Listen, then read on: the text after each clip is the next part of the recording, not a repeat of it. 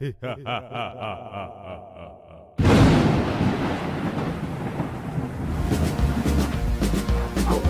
and witches and things that go bump in the night.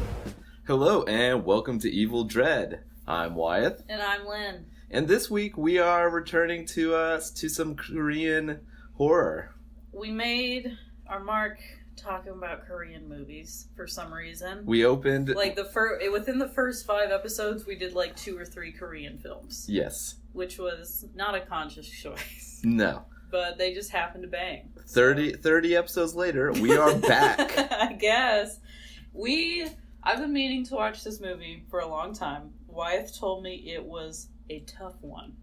So, of course, the other night when I was like, hey, do you want to come over to my house and get wasted and have fun? He said, I have a great idea.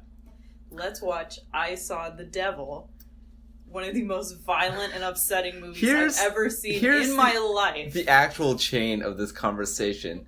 She's like, what do you want to watch this week? And I said, I have a hankering to see I Saw the Devil again. And you said, okay, let's get wasted. And I'm like, oh no, maybe. Yeah, and you said nothing else. You weren't like, maybe, but, I feel like when we watched a Goofy movie the other day, that was more the mood I was going for. The mood, yes. But no, instead we saw many women butchered. So this is not an easy film. It's not an upper at all. Nowhere near. So we're going to talk about a few things. First, we're going to talk about I Saw the Devil. Mm-hmm. What's it about, Wyatt? It is about a Korean serial killer. Yep, played by Old Boy. The man whose name I don't know who played Old Boy. The titular Old Boy in the movie Old Boy. Great Korean actor. Teamed up with Park Chan-wook quite a few times. Mm-hmm.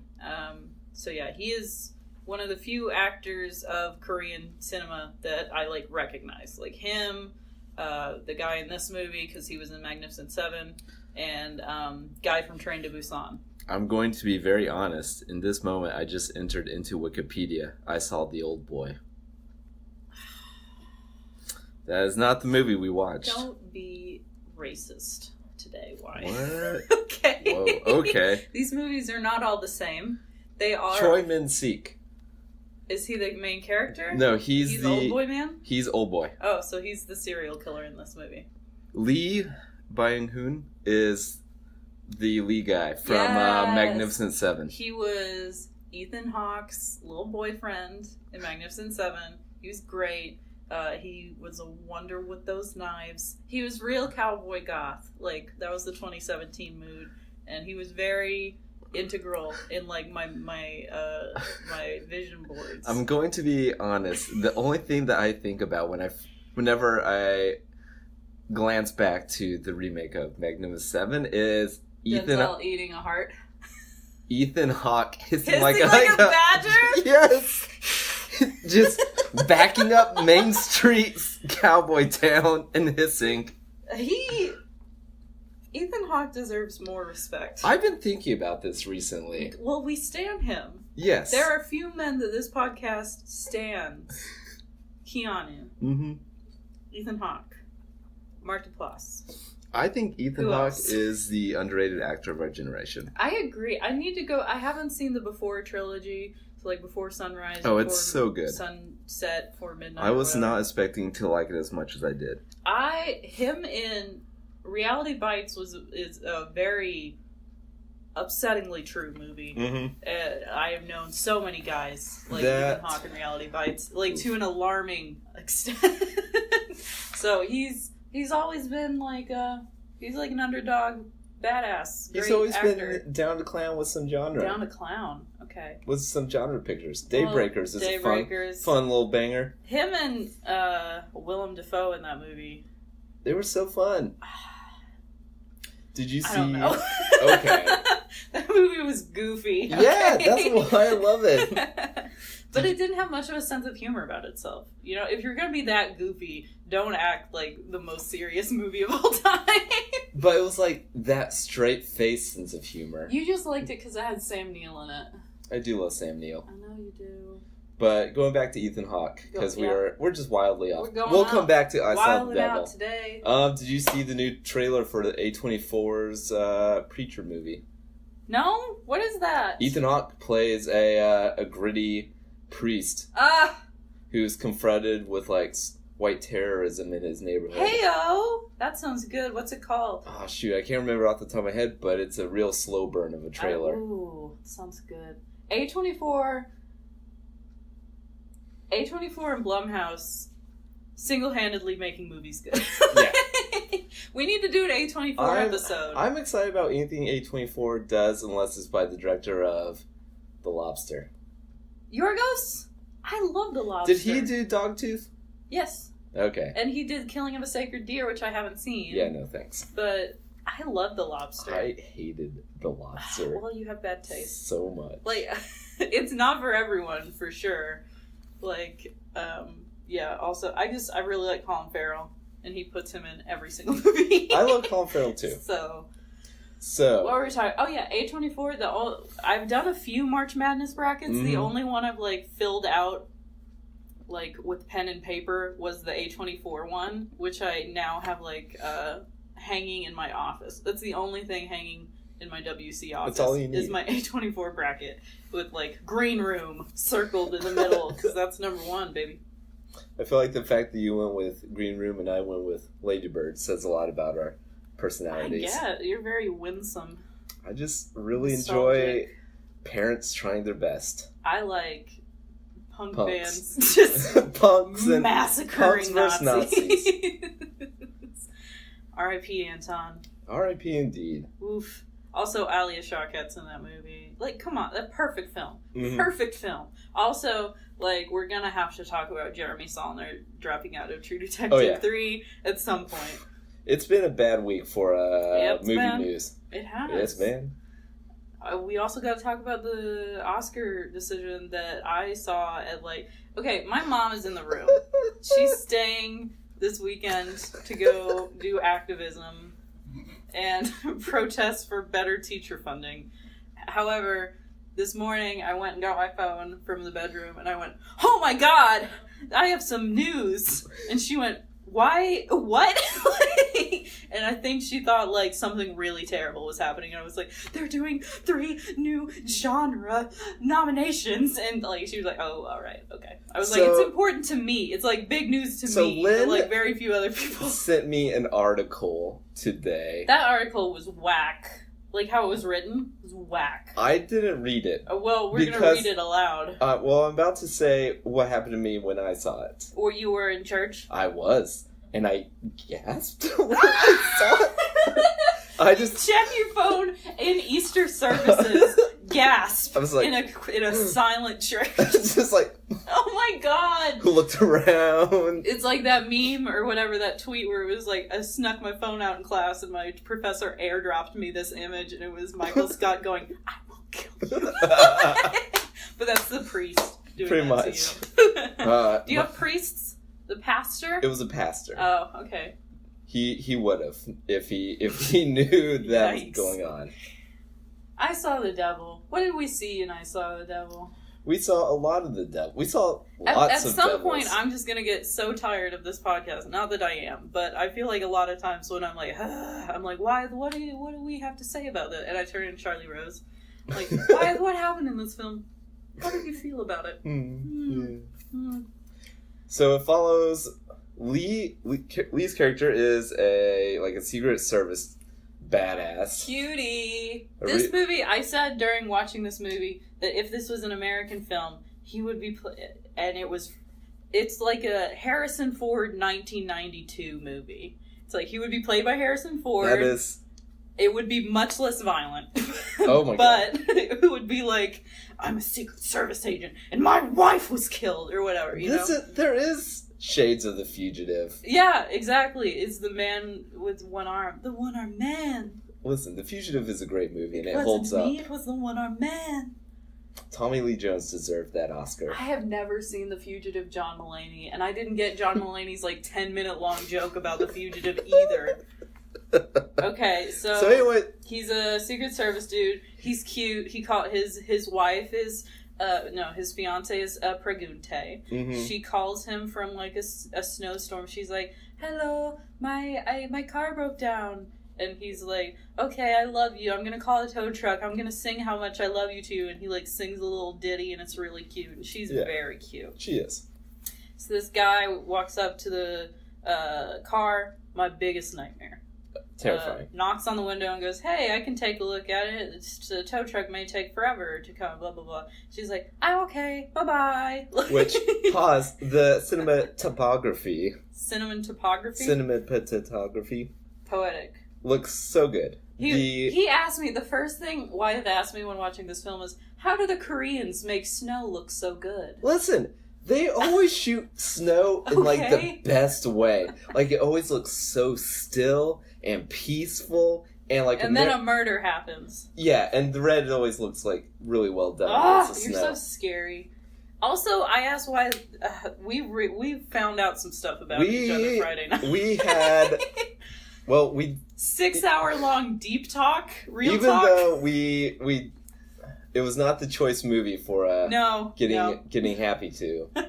But we did have some heart to heart moments. Yes. I asked Wyeth, I jokingly, because this entire movie, okay, I'll get back to it. This entire movie is about when the wife is like stranded. Yeah. The guy breaks into her car, beats the hell out of her, takes her back to his like murder shop, yeah, or whatever, like completely just dismembers her, and he does this to women. Yeah. And so, what's his name? Main guy. Lee. We'll just call him Lee. Lee. He discovers this. Obviously, he's very upset, and he just kind of shuts down. There's a really horrific scene where they find her head in a river, and then some dumbass in like a hazmat suit like has her head in a box and trips over a rock, and it like rolls away like to his feet, and I was like, oh my god, this movie. So he goes back, he's like grieving obviously, and he goes back to work, and they're like, do you need 2 months or even 3 months with whatever you need, like it's fine. He goes, 2 weeks, give me 2 weeks.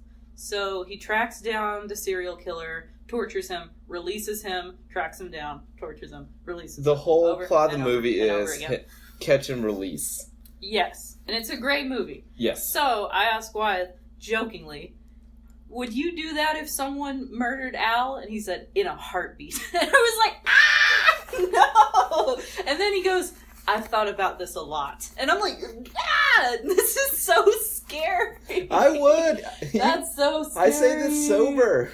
Yeah, he did. He hadn't even really drank a lot at that point. And I texted Al, and I'm like, Wyatt says he would avenge you. She was like, I love you too, honey. Yeah. So Wyatt, that's his Scorpio coming out. Is that really Scorpio? Scorpios are violent and scary and dark and, you know. That's like if you're overall that way, not if like I'm going to go like, full Liam Neeson. You're like late career Liam Neeson. You're like a still pond with like, I don't know, dark a currents. Murderer under it or whatever.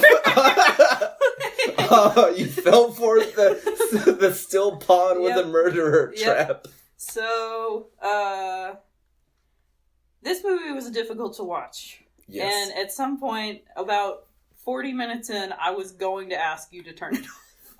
But I didn't. I was about to ask, should I turn it off? Well, I'm glad that we were both feeling that, but neither of us said it, I guess. But the violence against women is so horrific in this movie. It's awful. It's so bad. And he kept being like, I think it's over. And then being like, nope, never mind. I felt so bad. You should, because I was upset. Because I did not remember it being as, like, intense as it was. Mm-hmm. Yep. And he drives, like, a student transport, kind of like school bus thing. Mm-hmm. So, of course, he's, like, picking off women or girls from that school. It was horrible. But when main guy starts, doing his thing, really kicked into gear. I loved it. Yeah. How was he able to track him? I don't want to talk about it. You say it. So the main character. I don't like poop. I don't want to talk about poop. Well, the poop's at the very end. Go ahead. So the main character gets a tracking, since he's Secret Service, he has access to all sorts of gadgets. And he gets a tracking beacon, which has a microphone embedded in it. Oh, I didn't realize it was a microphone. So he could hear what was going on. He could hear him from inside his intestines? I guess so. Gross. And so the acoustics wouldn't be that great. No. Oh, that'd be terrible. It'd be really soggy. Gross. So he forces it down this guy's throat and then he tracks him. Right. And, I mean, like, at some point, 2/3 through the movie, he, like, gets wise about it and, like, takes a bunch of laxatives and, like, gets rid of it and everything. So the first time that the killer, Choi Min-sink, is set free, what happens? This is my favorite scene in the whole movie. Yeah, I was like, have I ever told you how I feel about life? And you were like, no, watch this. I don't care, watch this scene.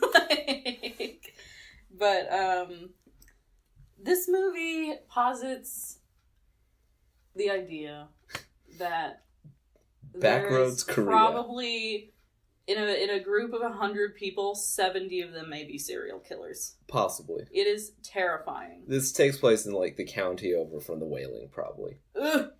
So, serial killer man is, like, hitching, and you're like, oh, I feel bad for this cab driver who is pulling over and getting him.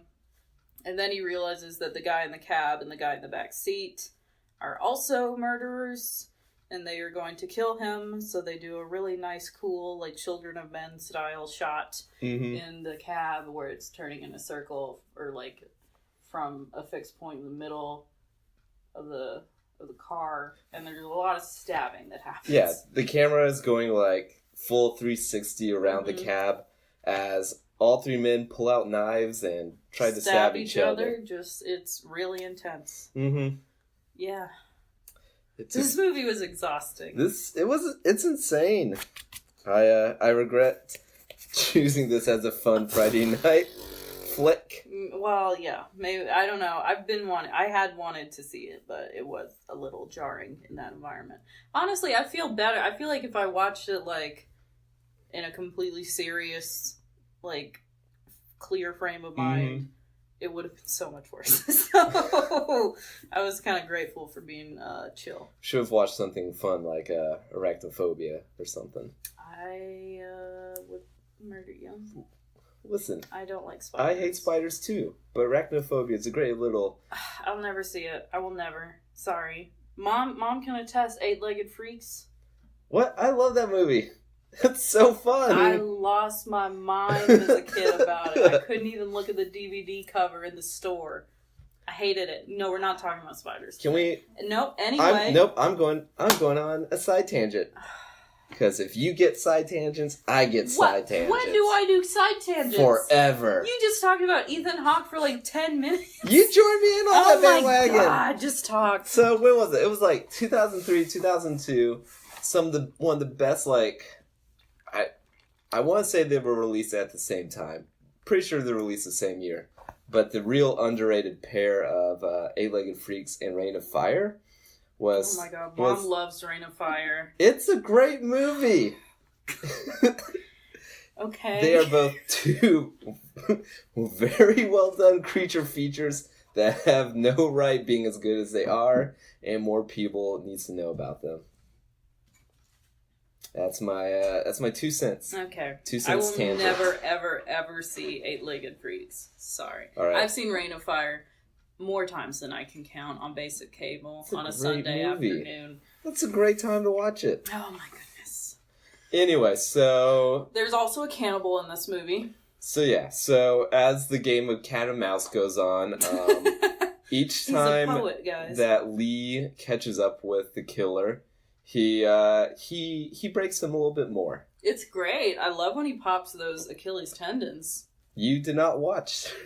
I didn't watch quite a bit of this movie, but I appreciate the sentiment. How's that? So can we basically, like, there's not much in terms of plot. No. Other than Catch and Release, not the Jennifer Garner movie. But What? there's a romantic comedy called Catch and Release. That joke failed. Don't bring it up again. So let's just get into like the character part of it, because I feel like this movie is very much like to Nietzsche-esque, where it's like to chase a monster you must kill the monster. It is. No. To kill the monster you must become the monster. Mhm. All that stuff. It's all about revenge, and like you'll never, find peace through violence or whatever. Mhm. So what are your thoughts on that?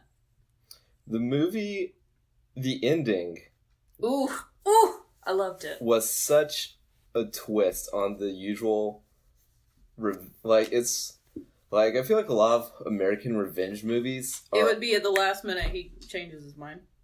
or it's all about like empowerment through revenge. But this movie feels richer because like there's still good and bad guys, Mm-hmm. but it feels richer by murking the waters. See, I didn't think they were that murky, though. Very, very hardcore on good guy's side. Right. Okay? But I get what you're saying at the end, because at the end, can we talk about how he has the killer kill himself? Because that was amazing. Yes, but we have to talk about the cannibal house. Go ahead, then. So this this movie takes a It was very Texas Chainsaw. the house is so the killer escapes or is let go another time. He winds up at a friend of his house.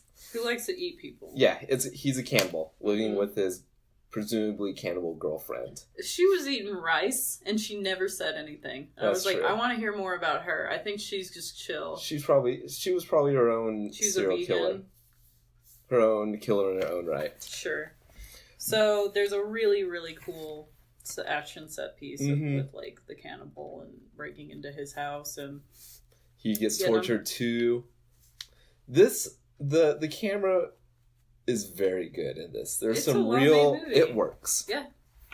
It's always moving, but not in like Liam Neeson jumps over a fence with we made 15... a lot of Liam Neeson references already today. I'm just in the Liam Neeson All mood. right. Can't help it. Okay. But the infamous scene from Taken 3. I have not seen any Takens. Well, Let alone Taken 3. Like, sorry. well, there's an infamous scene in Taken 3 where they use 9 different angles for Liam Neeson jumping over a fence. He's old. He can't actually do that, I assume. So. Or it's just bad camera work. Okay. But the camera in It's free real estate. what? You not seen that? It's like a gif from Tim and Eric where he goes, "It's free real estate," but people be like, "It's just bad writing." I've or been whatever. wondering what the original phrase was. It's free real estate. Okay. Well, it's just bad filming. It's just bad filming. But the camera in I Saw the Devil, from like the car stabbing scene, the stab happy scene. It is balletic, What? like ballet. Yes. It's balletic. To whenever Lee is doing parkour, Parkour. there's quite a bit of that. It's pretty great. Mm-hmm. What else happened in this movie of note? Oh, a girl almost gets raped. I didn't like that. Nope. Didn't like it. See, that's the thing. I think this movie wants you to be like, oh, is he going too far? Is he becoming like what he despises? No. No, he isn't. Like, No. I have no problem with what he does to the killer, but at the very end is when I like, that might be too far. Mm-mm. What? I'm fine with it. Not what he did to the killer, but how, like, who he brought in. That's fine. What? Dude, okay, can we just talk about how he You kills talk the about killer? Okay, so he finally, the whole thing is he wants to make him suffer as much or more than his wife did, and she was pregnant at the time. It was like really horrible. Mm-hmm. And so he like keeps capturing him. The guy almost gets taken in by the cops, and then Lee captures him and takes him back to like the murder dungeon or whatever. And they have this really amazing scene where the guy's like begging for his life and like, don't kill me. And he's like, how many times have you heard that? And you've ignored it and all that. And the guy's like, And then he kind of like breaks character, and he's like, "What? I've already won. What do you want from me? Just do it. I don't care." Like, and he's awful. He is the worst. Mm-hmm.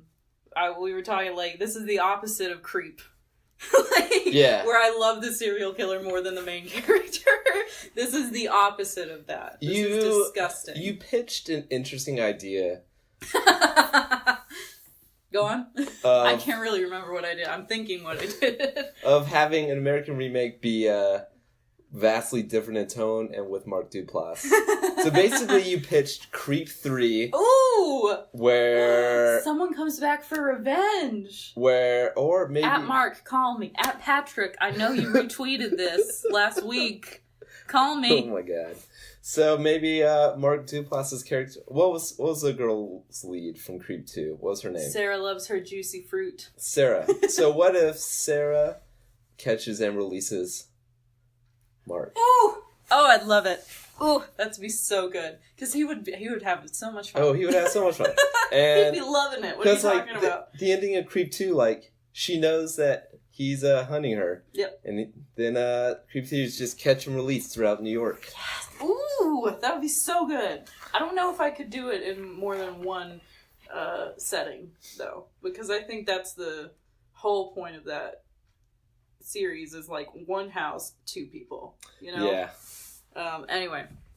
So the serial killer is like, you're never gonna win. I've already won. I took her from you or whatever. Yeah. And so he's also taken several other close people to Lee. He killed his fiance's father and sister. Mm-hmm. Along the I thought way. the father was still alive. That's right. The father was the sister barely. died.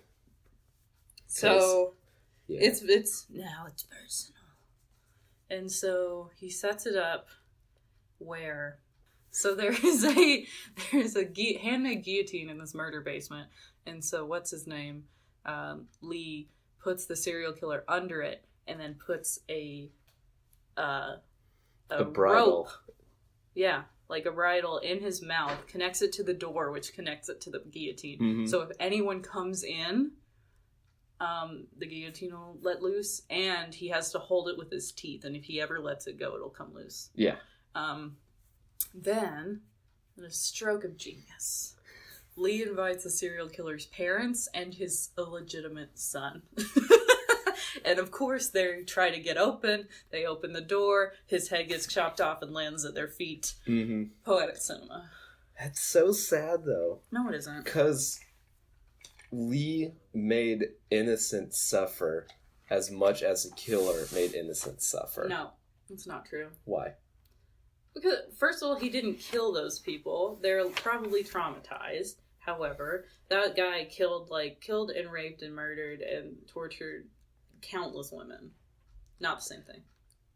Not the same thing. Okay, I'm not arguing that he should not have died. He should have.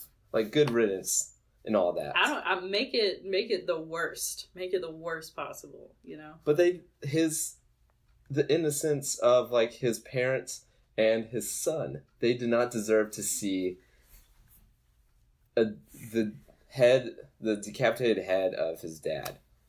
His dad was a serial rapist and murderer. I don't care. Like no offense. Like, sorry. I really don't care. And also the fact that, like, at the end when you were like, oh, when he walks away, and for the first time in the movie after, like, the killer is decapitated and, like, he hears, like, the cries of his parents, the guy, like, breaks down and starts sobbing. Yeah. And, like, I didn't see that as... You said it was, like, more complicated than, like, empowerment, but I was like, now he can finally grieve. Like, it's... I didn't see it as grieving for, like... Not just for his wife, but, like, for everything he's done. Disagree. Because, like, you called him out several times throughout the movie, because he did wait several times before, like, going and rescuing women that were being terrorized. Yeah, but I felt like him just breaking down was like, okay, now I can finally be a person again. Like, I can finally, like, move on with my life, and that means, like, the weight of the love of his life dying. I look at it differently. Also, I think he did everything correct in that movie. Fine with it. Agree to disagree on this one. What was it? What was it? I hate shows or TV, and this is a trope in iZombie. We talk about that in a second, where it's like, oh no, I can't kill this bad guy because then that makes me the bad guy. Mm-hmm. No, it doesn't. Absolutely not. It's like not at all the same. Right. Come on. I agree with you. Okay. Not at all the same. I was very on his side the entire time. Fine with it. I know there were moments that you and I deferred in the movie's sense of humor. Because there is a very dark sense of humor in a lot of scenes. Barely. Like, there's a scene where after release, the killer is going to try to pick up, like, another cab and try to kill another cab driver. And so he flags down a car, and Oh, yeah. And it's a car full of soldiers. And you thought that was the funniest thing. Like, Since everyone's laughing. deadpan reaction was just so funny. You were laughing so hard, and I found that not humorous I in know. the least. It was very at odds. It was just, you were just giggling up a storm, and I'm like, okay. I don't know. I didn't get any real sense of humor from this movie. It was an intense movie. It is. There was a lot to deal with. It is. It's very hard to watch. If you don't like, I feel like I can take a lot in terms of horror movies. Mm-hmm. This one, no, it's okay. So, overall, did you like it? Yeah, I liked it. I almost turned it off about 45 minutes in, but I thought it was a good movie. That was about when it gets good. Yeah. I just, there was a lot of, I think at one point in the movie I was like, why do people kill us? Why do men kill us for no reason? You did ask that.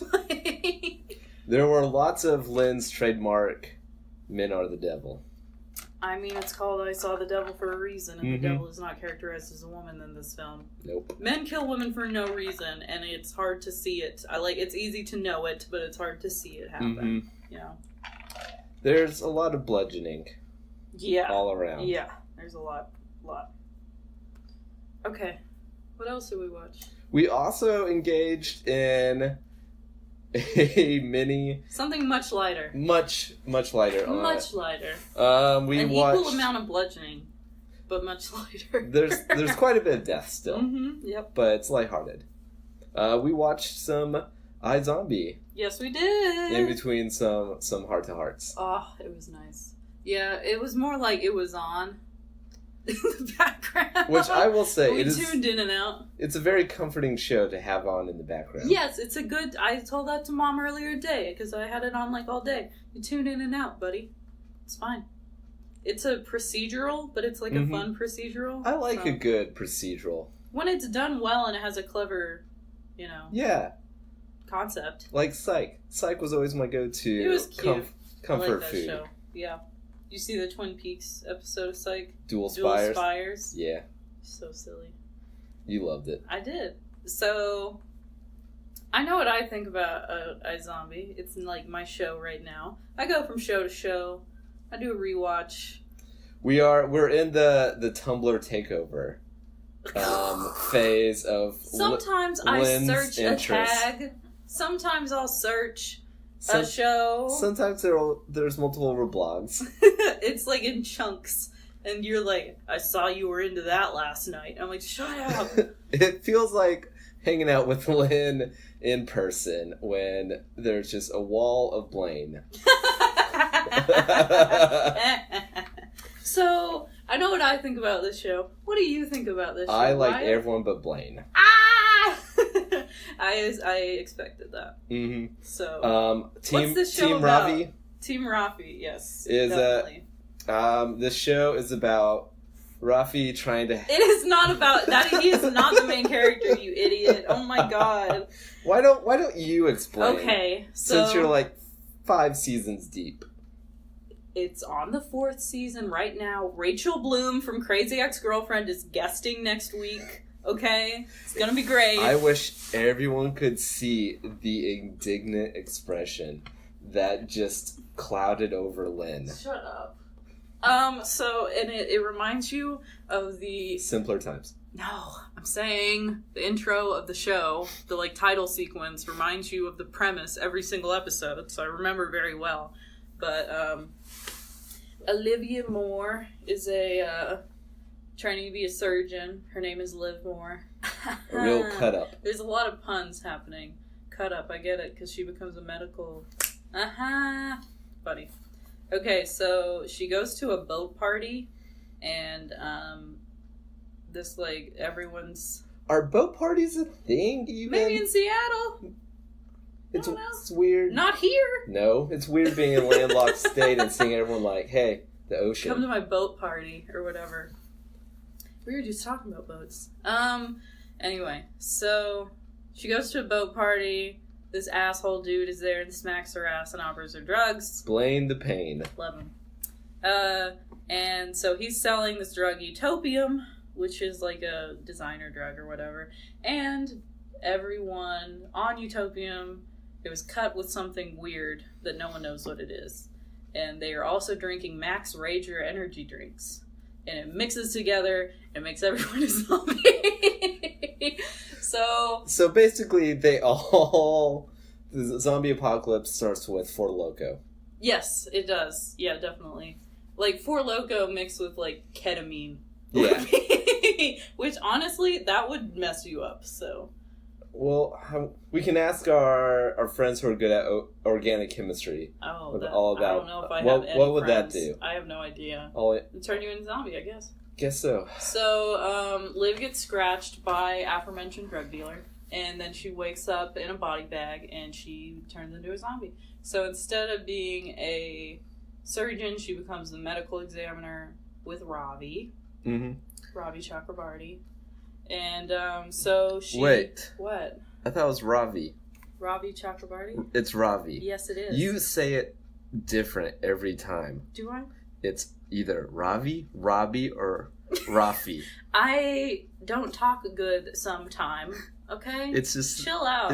It's the Oklahoman in you. Okay. Anyway, so she teams up with this detective. She starts eating brains of murder victims and then getting their memories and their personality. And then they solve their murder. So have you noticed how she eats brains differently every episode? Yeah, and it corresponds to the personality of the person. What? Yeah, so like in the premiere for season 4, it was a Seahawks fan, so she made it into like chicken wings or whatever, or like sports food, you know? Huh. Yes. That's clever. So, it's like a fun procedural show. But there's also like, of course, she's like, there's bad guys and, people finding out about zombies and, With each... So we're like, I am like, what, 6 episodes in season 1? Yes. Yeah, and with each passing episode, there's more and more zombies. Yes, definitely. Well, the guy who scratched her, what's Blaine? I love him, okay? He sells brains, so he scratches people to make more customers. He is, and then sells them brains for like thousands of dollars. He is Spike from Buffy, but we'll call him Spike Light. That is an insult. They're very different. Light Spike. He just dresses well. Corona Light Spike. I hate you so much. Anyway, one of the great parts of the show is the pun work. The pun work only gets better. Shout out to Rob Thomas, not of Unwell, but he gets a shout out too. Rob Thomas, okay. Rob Thomas, the TV guy, created Veronica Mars, which is one of my favorite shows of all time. It has a similar tone, and there's a spunky little blonde in the main character, Kristen Bell, not to be confused with Christian Bale, like my dad has done. So it's very much like, it's like Veronica Mars in that they're like serious moments and they write really good characters, but it's like a very light tone. Quippy. Like super, it's not all the way Buffy, where they're like, dialogue is insane. Yeah. But everyone has the same kind of sense of humor. So Rob Thomas, he did Party Down, which I never watched, with Adam Scott. I always heard it was that great. was good. Yeah. And had like a really killer cast. Yes. So this is his like third main show in the past few years. But he is not Rob Thomas from Matchbox 20 or Smooth featuring Santana. Man, that song was everywhere for a while. My friend Gabe in Albuquerque, like, he's obsessed with karaoke, and that's his only karaoke song. He just sings Smooth everywhere. It's great.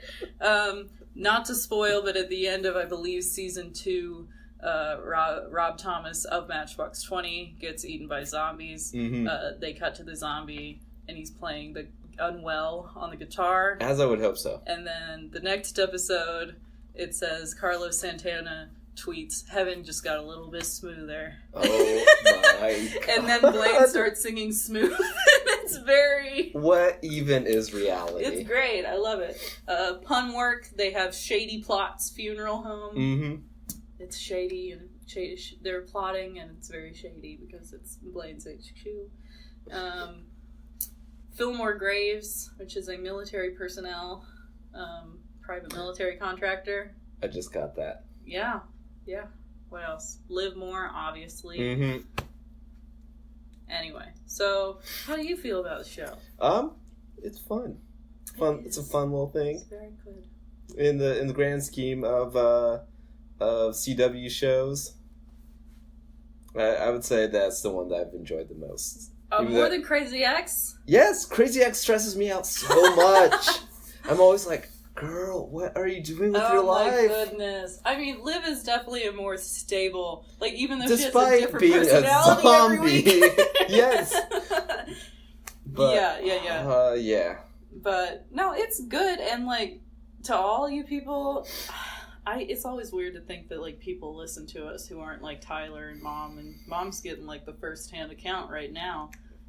Real fan experience. She's just chilling. She's on her phone on my Producer couch. Mom. Producer Marm or whatever. What? Producer Bane. That's what they call him on Blank Check. Oh my God. Anyway, Mom needs some nicknames like Producer Bad. But anyway, our finest film critic, Mom. By far. But what was I gonna say? Oh yeah, people who are familiar with mid 2000s Disney programming. Phil of the Future, or Allie and AJ, the band, with Allie and her sister AJ. This is coming up. Liv's roommate Peyton is Allie Mashaka from the Disney Channel. I used to watch her as a little baby. Not as a baby, I was probably like 10. But yeah. So it has a fun cast. Yeah. There was some tweet recently that was like, Ravi is the something. Wow, that's really vague. I was hoping that since you're more in the fandom... I am not in the fandom. What? I reblog GIFs every now and then, and I read some fan fiction. And write it. Nah. We're having fun. That sounds pretty... like you have waded in. I don't know. It's not like we're in the great Ladies sunny and gentlemen, obsession of 2017. We have a Lynn on the defensive. You know what? I live my life by my rules. One right? fanfic at a time. It's fine. Well, what the hell were you talking about? There was some gif or some tweet talking about how good looking he is. Excuse me? 1, I disagree. 2, I have not seen that. What? Because I would have been like, I disagree. You don't think he's good looking? He's okay. You like your men pale and dead. Yeah. Mom, he's talking about Robbie. I love him. Why Thank wants you. to bang Robbie? White, handsome, yes. He's okay. He's kind of nerdy. Oh no! What a turnoff! We know... can't be nerdy here in 2018. Yeah, okay, Ready Player One. Okay, Robbie's lame though. Can I defend? Mom doesn't think he's lame. Mom's really trying to get a guest credit on this episode. we can't accredit.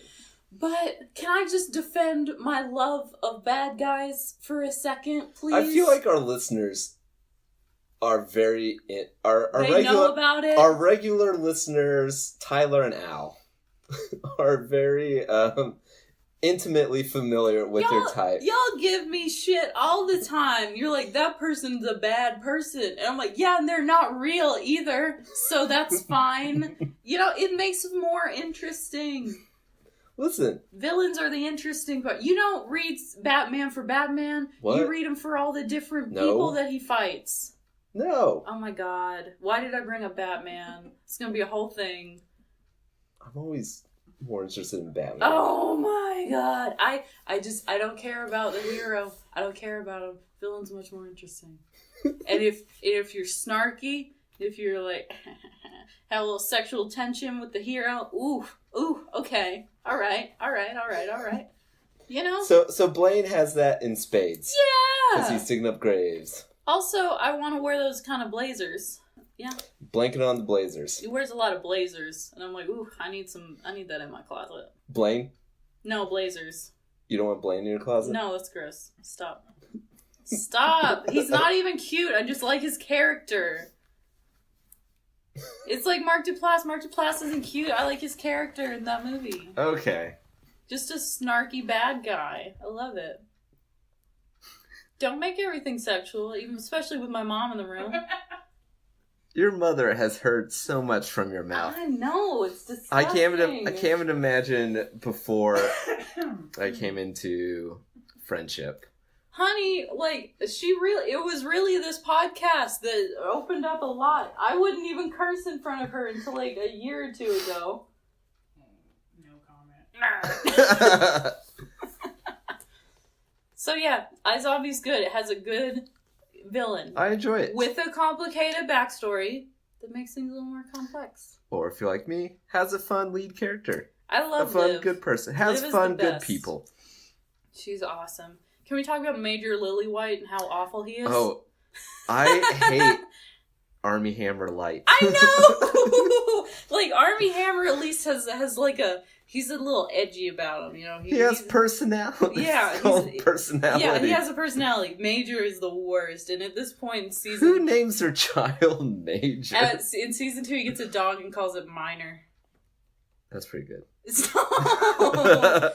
Like, he goes through... he's a zombie, he's not a zombie, he's on drugs, he's not on drugs, and I'm still like, I don't care about this. So the screenwriters are also They're struggling. like, how do we make him interesting? What do we do with this Yeah, character? exactly.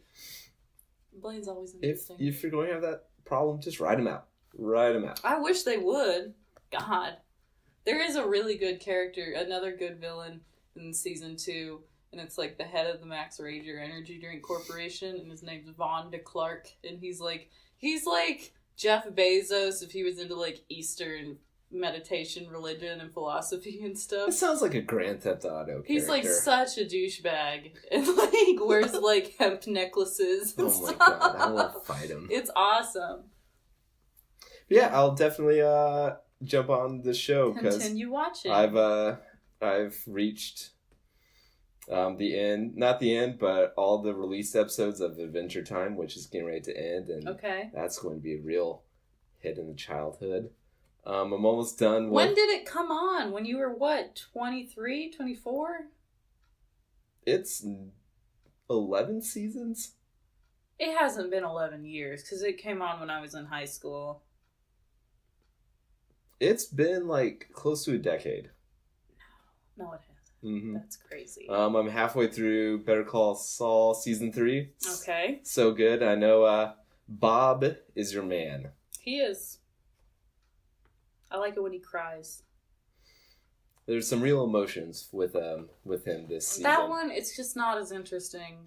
Because the stakes aren't as high. I'm like, wow, it's a law drama, but it's not The Good Wife. I don't know. I've just never got into Better Call Saul. I like law stuff. It's just, it's definitely lighter than Breaking Bad, and I kind of enjoy that. Yeah. I mean, as I said on our Twitter, and Wyeth was like, I disagree, but I was like, I don't care. The only thing keeping me above water in Trump's America is CW programming. I need it stupid. I need it shallow. I need it entertaining and fun. And Riverdale, honestly, is getting to the point where it ain't even entertaining or fun anymore. It's mostly about real estate deals. So.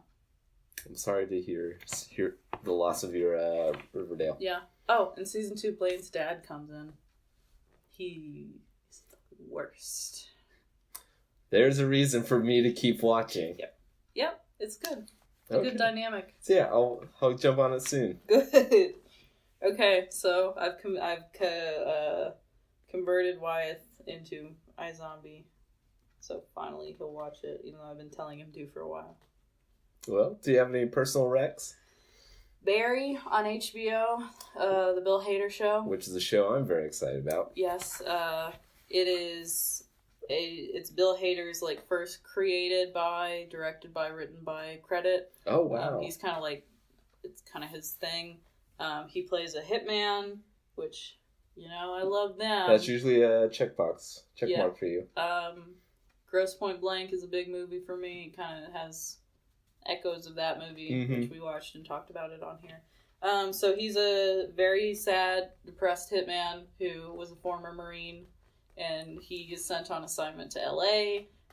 He finds his target and goes in and finds him in an acting class and gets roped into this acting class, and he realizes that this is what he's always wanted to do, and he's like wants to quit hitmanning and become an actor, and his boss is like, you like if you do that, like people see you when you're an actor, you know, and like that's kind of goes against like all of the point of being a man. So, but it's clever in a really like dark way. So like, is it a fit Bill Hader? Because I can't picture him. Weirdly enough, yeah. I can't picture him with muscles. Oh my god. Oh, I thought you meant does it fit Bill Hader like as an actor? Absolutely not. No. Okay. No, he's not like ripped. That would be gross. He looks like regular Bill Hader. And they said like in an interview, they were like, we didn't want him to be like the cool guy with sunglasses and like a black tie. You know, he's just wearing like a Henley and chinos and Converse. Yeah, and he's I've seen the trailer. All right, I guess I'm gonna murder everyone. But he is such an unexpectedly good actor in that show. He's like that. He's like that. He's just like that. I guess. He's like I've always wanted to see Skeleton Twins, but I've never gotten around to it. Yeah, but I've seen clips from it, and it's always like he brings a real emotional weight to that. There's a moment where Henry Winkler, the Fonz, or Barry Zuckerkorn, he's the acting coach, and he's like trying to convince him that he's like, you're not a good actor, Barry. You're terrible. That's untruthful acting. That you're lying to me. You're so bad at acting. And he goes, no, I'm good at killing people. And he like goes off, and he's like, I came back from the war, and I was really depressed. I didn't leave my house for a few months, and I did this, and I can't let myself think that this is the only thing I'm good at. And he like goes so deep, and it's so sad. And of course Henry Winkler's like, what's that from? He's like, what? And he's like, you didn't ad-lib that whole thing, right? Okay, fine, you're a good actor, whatever, come to class. So it looks good. It's very good. We're gonna watch the second one tonight, I guess. Nice. At some point. I'll come over someday and watch it. Someday. Maybe we'll have an actual drink up and watch something fun night. Ash vs. Evil Dead. That's a drink up and watch something fun. Let's do that this week. Let's do it. Yeah. Good plan. I can't get that drunk again. No, you shouldn't. No. It was, I had the spins. I couldn't deal with You were in a good place for most of the time. Well, not after you left. You left at the right time. Okay, what's your personal pick? So, I mentioned this. So, we are not only calling back to Korean cinema, but we're also calling back to one of my personal recs from the beginning of this series. I read The Terror last summer, and it is a doorstop of a novel. And the premise is it's based partly on reality, during the whole search for the Northwest Passage and like 1800s Victorian colonial London and all that. So 2 ships, the Erebus and the Terror, they set sail to look for the Northwest Passage, and they disappeared. And they were actually just discovered in 2016, the wrecks in northern Canada. And the book is like, what if these boats got trapped in ice and something on the ice started stalking them? I remember that. And the show on AMC just started up, and it is so good. It is so well done. It's legitimately scary. Who's in it? Jared Harris Oh, I know who he is. plays the main character. There's the guy from Outlander who plays the husband in Sam Huygen? who was also in not the Scotch guy, the guy who was also with the face scar and was also in Game of Thrones. Oh, he's cute. Tobias Menzies? Yeah, he's in it. And then another Game of Thrones veterans, Siren. He played King of the North. Syrian Hines? The three of them are the king of the north. The three of them play the ship captains, and like I'm a sucker for something like it feels like Master and Commander, which is a movie I really like, but if that was very claustrophobic and very horrific. And there's a scene in The Terror where a man gets into like an old-timey diving suit to go chip ice off the rudder, and it's just so creepy and so alien, and the music is on point, which is like from the channel that has The Walking Dead, this feels way more grounded. Like, hey, AMC did really well for a while there. They did. Now all its prestige is gone. The lesser Walking Dead. slipped, but The Terror seems to be bringing that back. Cool. I really recommend it. Awesome. Well, anything else? Oh, I guess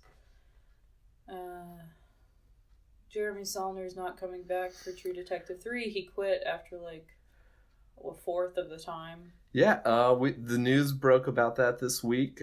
So he quit? I don't know. It just said like I guess he's departing the production. Yeah. So that really sucks. Because I love Jeremy Saulner. That was so exciting. Yeah. Yeah. When he was announced for that. So that sucks. And let's talk about. Will you pull up the Bloody Disgusting article?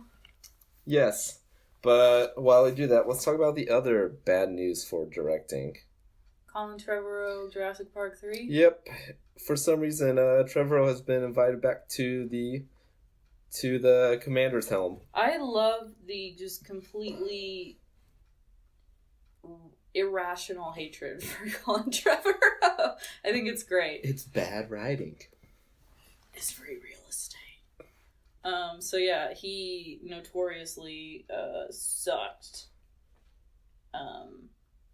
at Jurassic World. Not like terribly, but like he got a lot of guff for some of the story and like especially women in the film. Then he went and did Book of Henry, and it was supposedly amazing. So we're definitely going to watch that at some point once Al feels better, because it's on HBO Go now. We need to watch it. Hopefully, well, it's supposed to be like the worst movie of Can't wait. Of last year. Yes. Which I don't know how it can be worse than The Snowman. Ooh, God. Y'all made me spend money on The Snowman. That was insane. You chose $6 down the drain. God. We didn't even get Mr. Please. Nope. Anyway, and then he got fired from Star Wars. Yes. Thank God. Mm-hmm. And now he's back on that BS.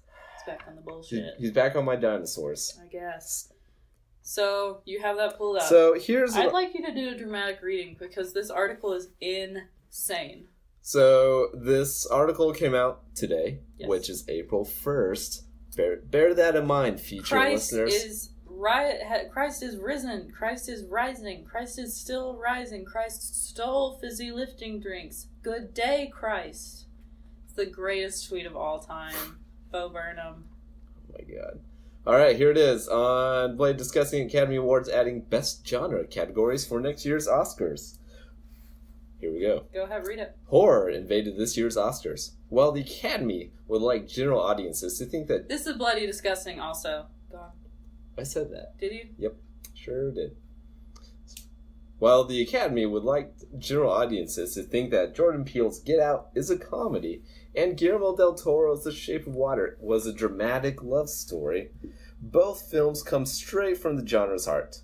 Get Out played like a classic episode of The Twilight Zone, while The Shape of Water was rooted in the early Universal monster movies, especially Creature from the Black Lagoon.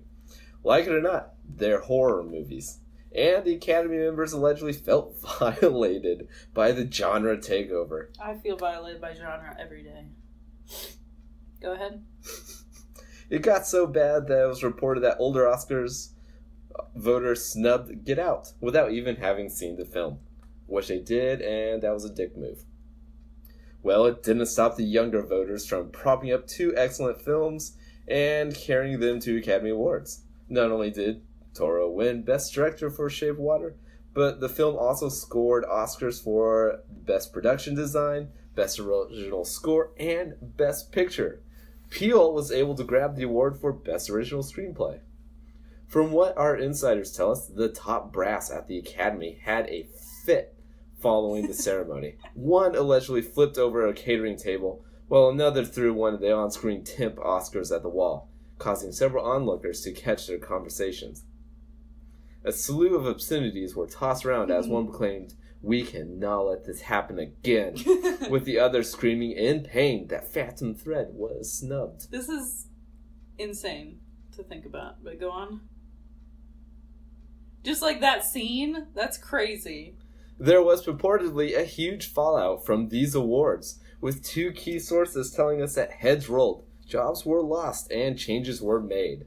Sure, the story was hysterical, but what stood out were these planned changes. From what I hear, the Academy will never again allow a genre film to win Best Picture, Best Director, or Best Original Screenplay. The plan, which is quietly being put into action, is to introduce 3 new categories: Best Genre Picture, Best Genre Director, and Best Original Genre Screenplay. And much like the heavy metal categories at the I knew Grammys. you'd like that. Jethro Tull. Fuck off. They plan to hand out these awards off-screen prior to the telecast. Sick move. It really came for me with that reference. Yep. In essence, they are wiping genre films from their celebration. It's nice that our beloved genre was able to strike fear into the Academy and make this much noise and commotion. But it would also be nice to be respected. Yep. I'd rather Get Out be called a horror film and win an award for Best Genre Picture than being dubbed a comedy just to appease the masses, which is just foolish. I guess we will know how this all pans out by next April. Yep. So, I read the headline, Academy instituting genre awards. And I'm like, sweet! But then I was like, oh yeah, that's just a way to not actually give any credit or credibility to genre work. So. They got me. They got me good. What, with the heavy metal thing? It's April Fool's. Are you serious? Oh. I'm so stupid! Oh my god. Am I really that stupid? No, that was like a big deal to me. Oh no! I tweeted that back at you. I haven't checked my Twitter. Why are you so happy that I'm an idiot? You're not an idiot. You're not. Listen, April Fools always... I hate April Fools. I hate Easter too. So this is like a real double whammy. That sucks. Ah! You know what? Thanks for listening, everybody. We love you all so much. Thank you for listening. I love this show so much. I'm glad I look you forward do. to this every weekend. God. Okay, well, fake news. You heard it here first. All right. Bye. Thanks, everybody. Bye-bye.